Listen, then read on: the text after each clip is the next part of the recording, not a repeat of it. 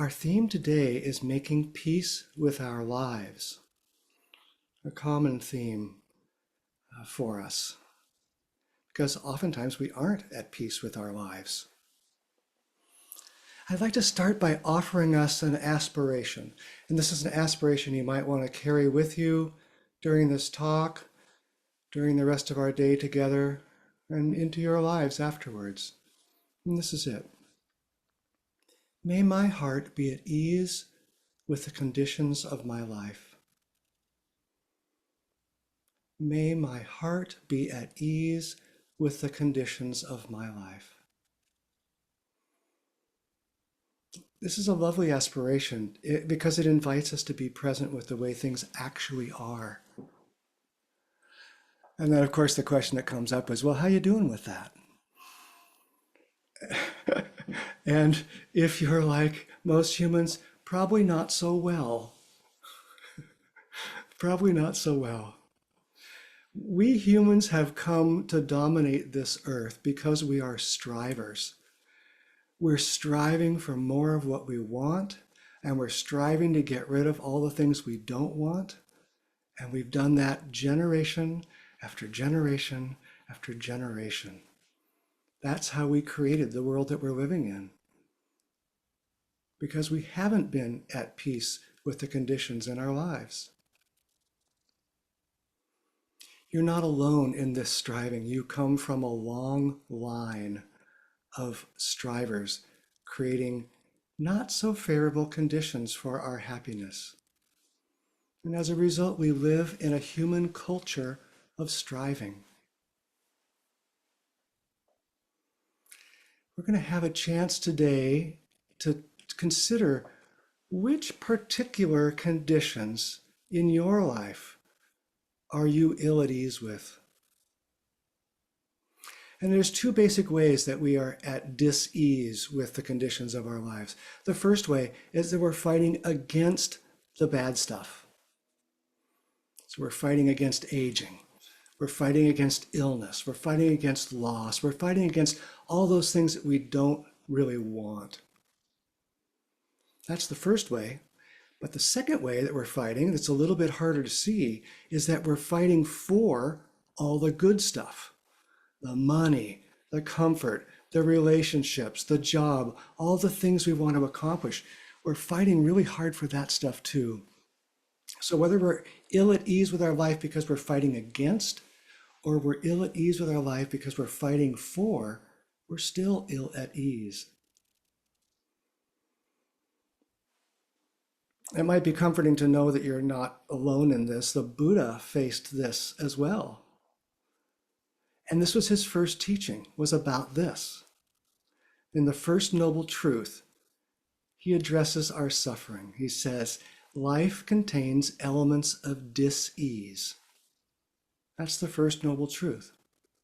Life contains elements of dis-ease. And imagine the life of the Buddha, who was born a prince who had it all. He had it all. He had money, he had power, he had comfort, he had parties and sex and food and everything that he could have thought he wanted. But he was not at ease with his life, even with all that stuff. And we're like the Buddha. The Buddha was a person just like us. None of us escapes this feeling of being dissatisfied with the conditions of our life, no matter what the conditions are. I want to say that again, because it's really important. None of us escapes feeling dissatisfied with the conditions of our life, no matter what the conditions are. It's easy to see how having poor conditions in our life could make us ill at ease. It's harder to see how having good conditions in our life makes us ill at ease. If nothing else, we're just afraid we're going to lose those. We get used to those good conditions. So we're still ill at ease, even when things are exactly as we want. Oh, we humans. Aren't we interesting?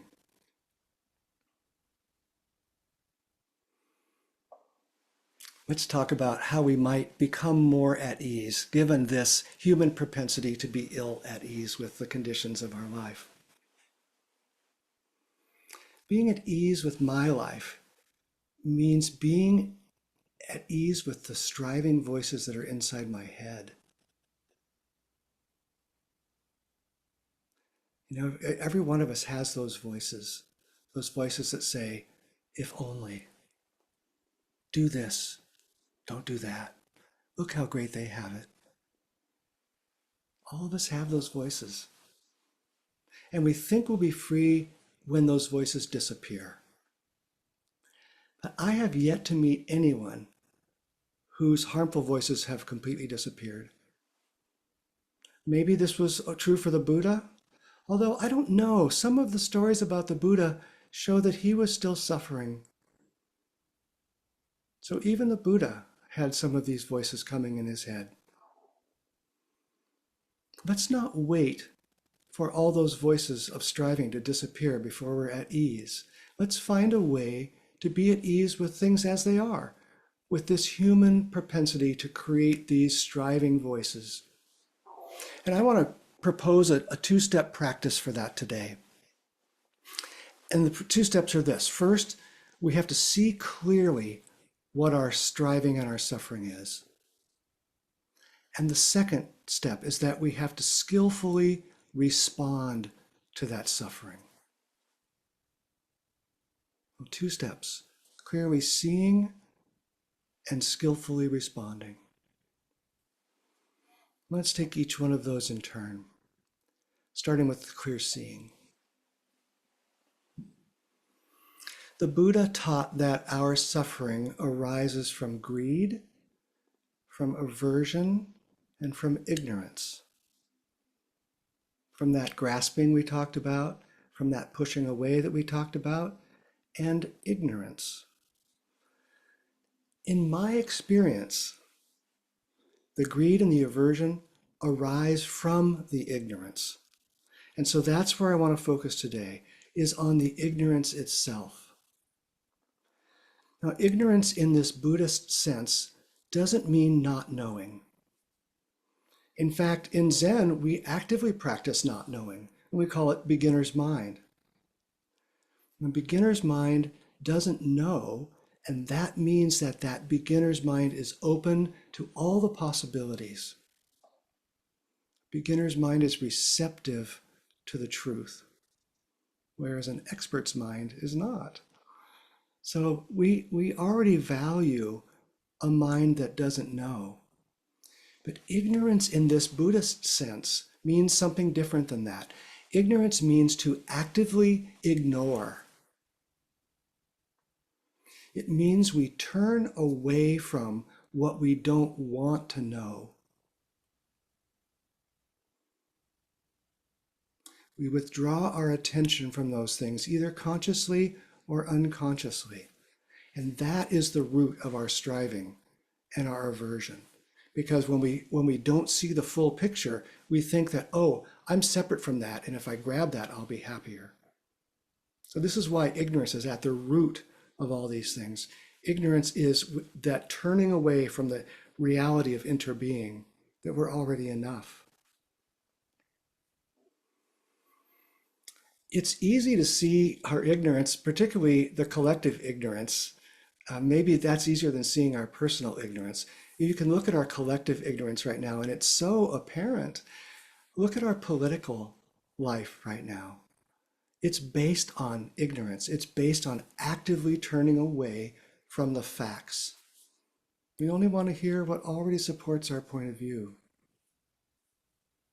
And we're doing it as a culture scientifically. We are actively turning away from the facts of climate change, of plastics production, of overuse of our world's resources. We're actively ignoring those things as a culture.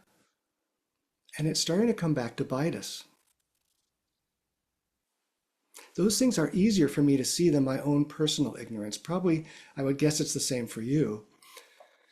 But it's important that we do look at our personal ignorance, because that's where we can really start. And I think that all of us are ignoring at least some aspect of our suffering. All of us. We have these negative mental formations and we have these negative behaviors, and we hope that by ignoring them, that they won't be real. But instead of them going away, what we actually do is make them stronger. When we don't know what we're ignoring, we defend it. I'm not like that. I didn't do that. What do you mean? Or we deflect away from it. Oh, that's not me. They do that. Those are the bad people, not me. And that's all because I'm ignoring my dis-ease and my suffering. So this leads us to the first step. In order to be at ease with the conditions of our lives, we have to clearly see where we are not at ease. Because ignorance is insidious and it hides.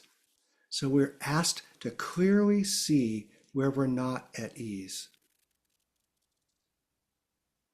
We can't ignore the conditions of our life if we want to be at ease with the conditions of our life.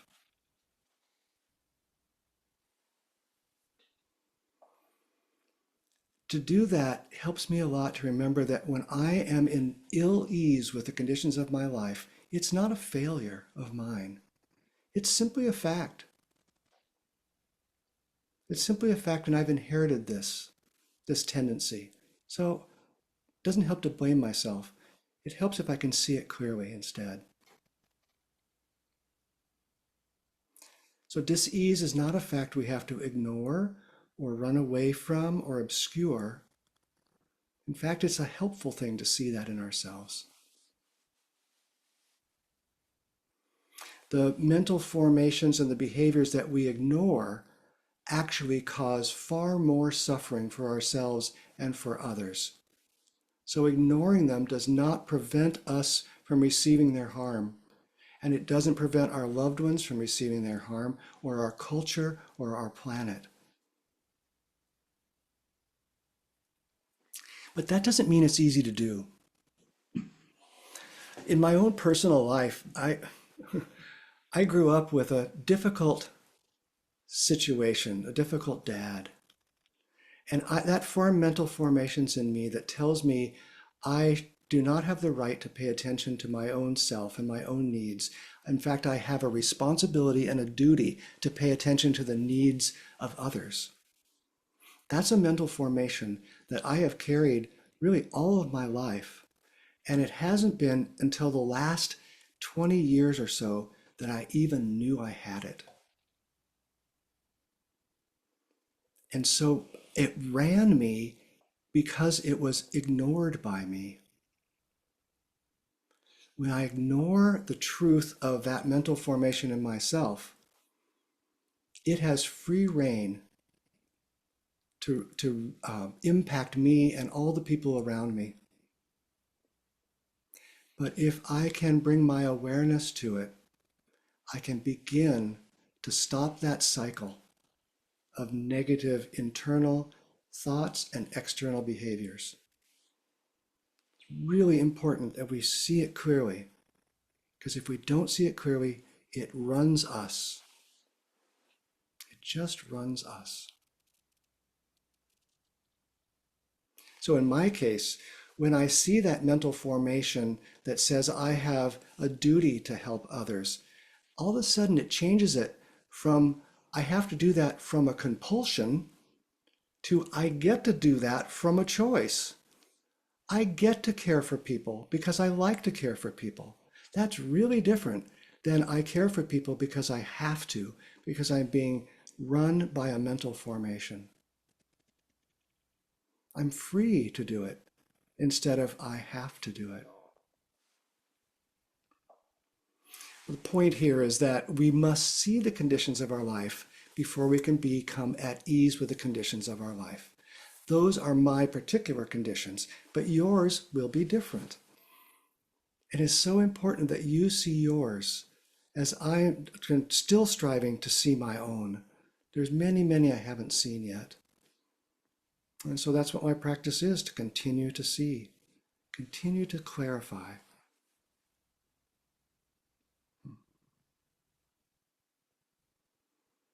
To ignore all this stuff is to be trapped by it.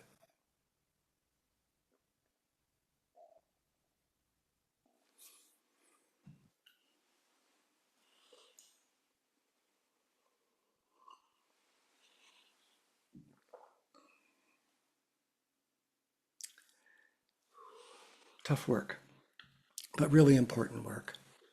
Really important. Once we see that these qualities are bringing us dis-ease, then we can begin to meet them skillfully.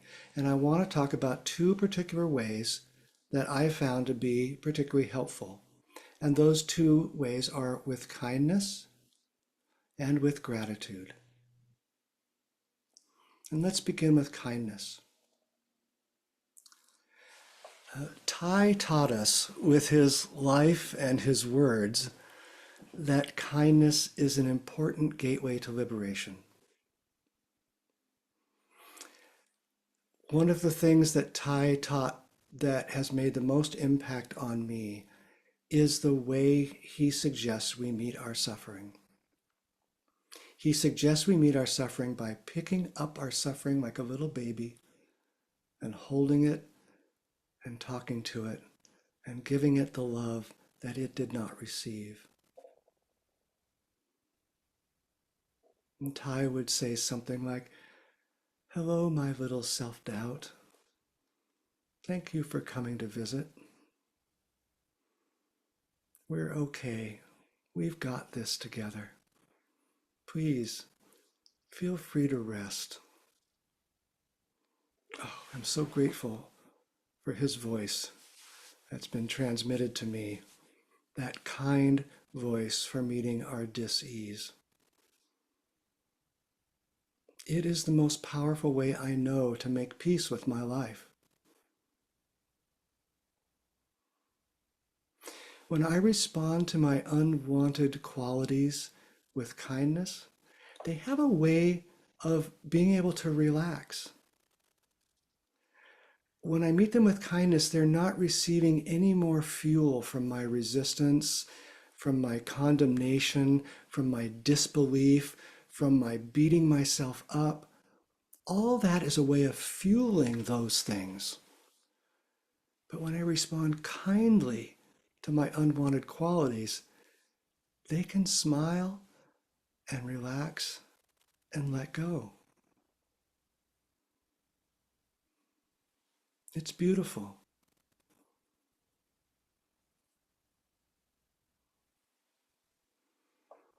There's a gatha that we have for following our breath that I found to be really helpful in guiding me to respond to my unwanted mental formations with kindness. And the gatha, you probably know this gatha already. The gatha is in, out, deep, slow, calm, ease, smile, release, present moment, wonderful moment.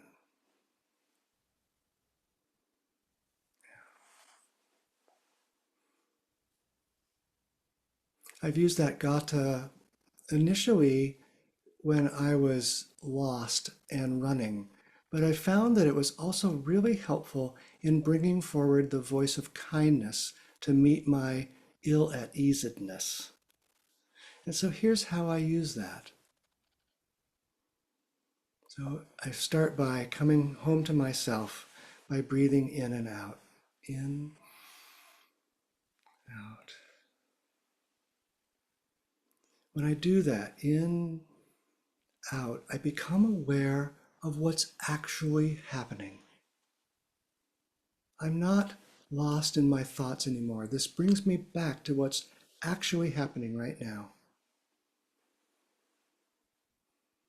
And as I follow my breath in and out, I often notice that one of the things that's actually happening is that I have suffering that is present.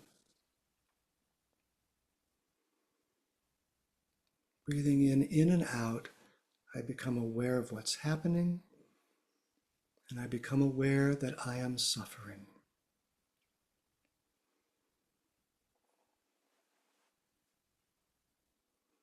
The next stanza, deep, slow, deep, slow. As I recite that deep on my in-breath, I'm reminded that I have more to me than just the little John mind that's running around on a treadmill. There's something deep and true about me. My true self is there as well. I'm more than these conditions that I'm resisting. There's something bigger. I see that when I say deep, my true self is there. And when I breathe out with slow, I slow down and become aware of that deep self, and I can be with that deep self. That deep self does not exist in the same time as John's little ego. That deep self has all the time in the world. And so I can slow things down and be with that. I can be deep with my true self. I can be slow with my true self.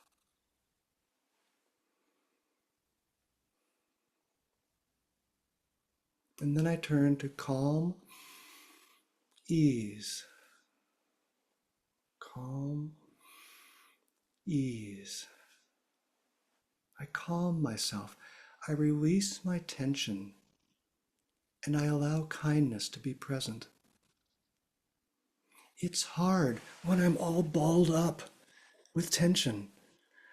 So I calm that tension and allow kindness to be present. And there's an ease when that happens. My true self rises up to embrace my suffering self with kindness. That is ease. To be embraced like that by the deep love of our true self, that is ease. And I know that I don't have to do this alone. I don't have to do this alone. At any time, I can turn to the deep, loving nature that we all share. I can calm myself and be at ease with that.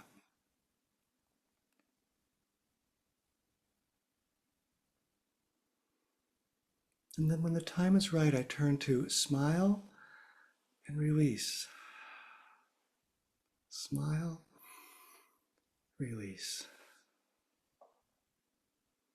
The unwanted quality that I was tempted to fight can now simply smile back at me and release its grip.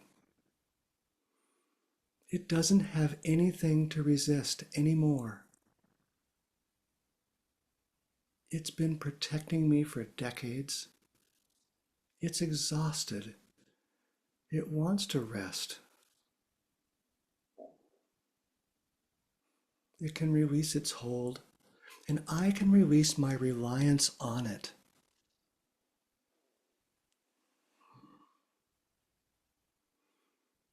And then, present moment, wonderful moment. When I do these things, my suffering and I share this moment together peacefully. The present moment that I thought was clouded with my suffering is now a wonderful moment. Present moment, wonderful moment.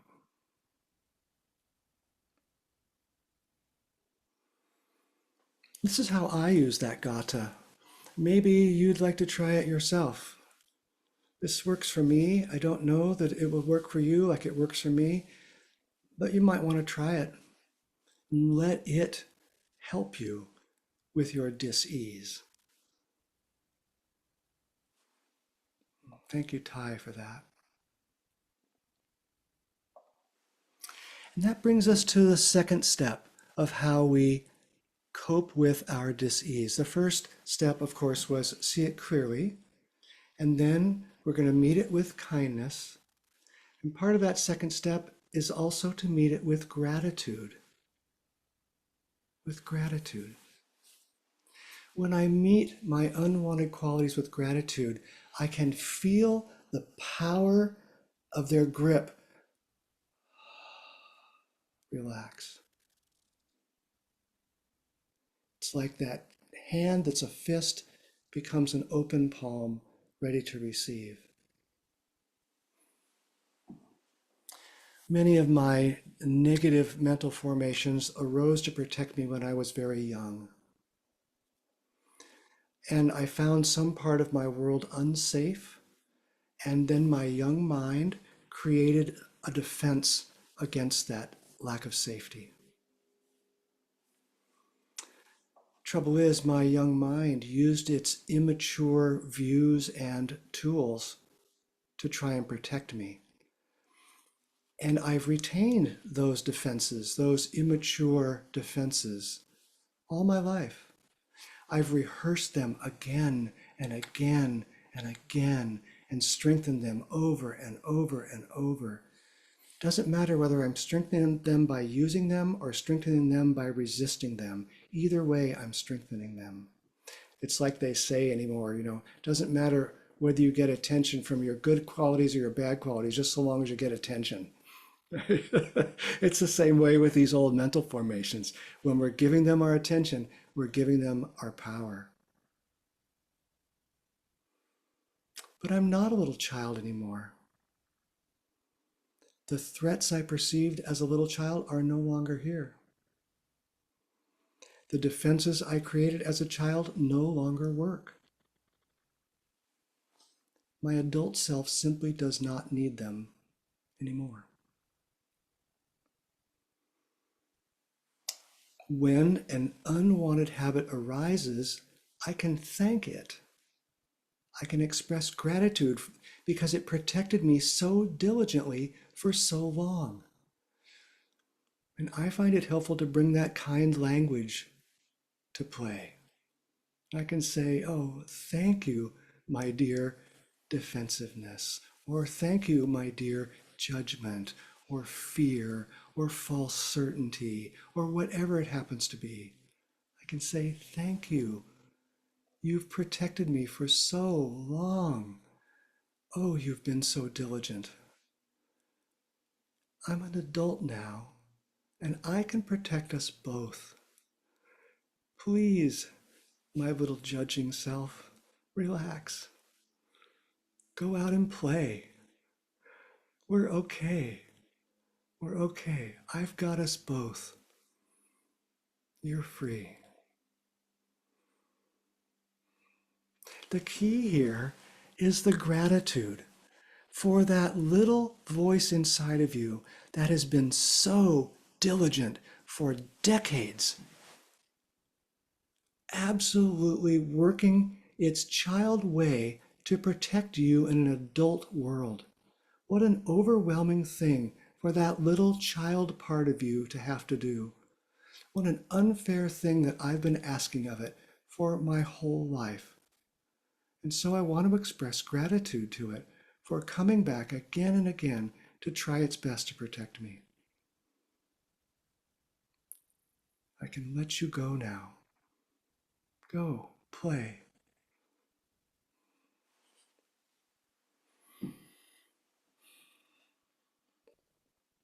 All this stuff is pretty easy to hear, but it's not easy to do. You may doubt that kindness and gratitude will be effective. You might say, well, that works for you on your kind of easy things, but what about me with the really serious things that I've got? And I'd suggest just trying it out for yourself. Do they actually work for you? And I suggest trying them repeatedly so that you have a large enough body of experience to really be able to know. If you try it once and it's difficult and you say, well, that's obviously not right, that doesn't give it enough chance. If you play a musical instrument, you have to practice the thing again and again and again before you can make music. And it's the same with these skills. We have to practice them a lot. But don't take my word for it either.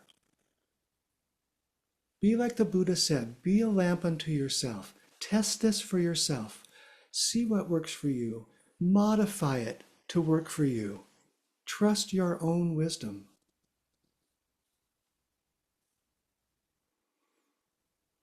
We've inherited genes and a culture that make it difficult for us to put these things into action. So it's going to take a lot of work. But if we look around us, we can see what happens if we don't do it.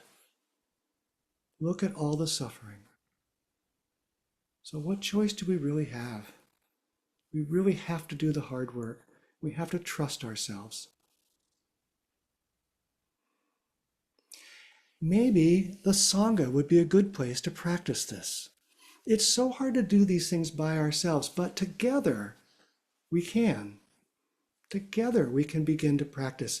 We can respond to each other with kindness and gratitude, even before we can respond to ourselves. We can practice it. And when we receive that from other Sangha members, oh, that shows us a way. We know what that feels like. Some of us have been through Sanghas that didn't practice this, and they were combative and damaging. Let's not do that. We've seen that that can happen. Let's make our Sangha based on clarity and kindness and gratitude.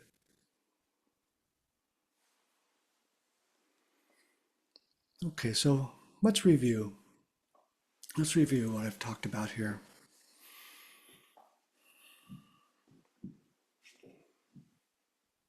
None of us is fully at peace with the conditions of our life. And this dis-ease we feel isn't our fault. It's our inheritance. So you're okay, even though you have that. It's okay. But we need to find our way out. And I'm proposing 2 steps. The first step is that we see clearly. We see our suffering clearly. And that we transform that tendency for us to ignore the truth of our suffering. And instead we embrace that truth. Especially when the truths that we embrace are difficult ones. It's so important that we see them clearly and that we learn to embrace them with kindness and gratitude. And then it's hard to do this alone, so I suggest we do this together, that we do this as a Sangha. We see each other clearly, and we respond to each other with kindness and gratitude. And together, we'll be able to transform. My hope is that we'll do this together and we'll be able to flow down this river and all of us feel freer and freer all the time.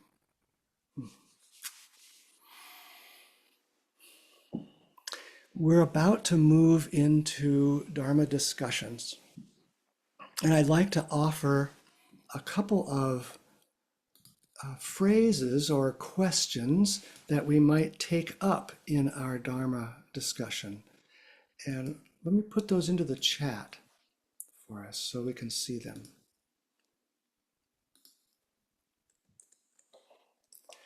And these questions are this. Please tell me a way that your heart is not at ease. Please tell me a way that your heart is not at ease. This first question has been coming up in one form or another in Dharma sharing for as long as I've been practicing. And it's been so liberating when we together can risk sharing the ways that our hearts are suffering with each other. I've watched this again and again, and in my own experience, when I'm able to answer that question, and I can be received by everyone with something I thought was so horrible that everyone would certainly reject me now. And I was able to share, and everyone went, oh, okay. No big deal. So please tell me a way that your heart is not at ease. And then a linked question. What would you like to embrace with clarity, kindness, and gratitude? What would you like to embrace with clarity, kindness, and gratitude? Maybe it's the same thing. Maybe it's that discovery where your heart's not at ease, but maybe it's something else. Thank you all for listening. What a joy to be with you. I've missed you all.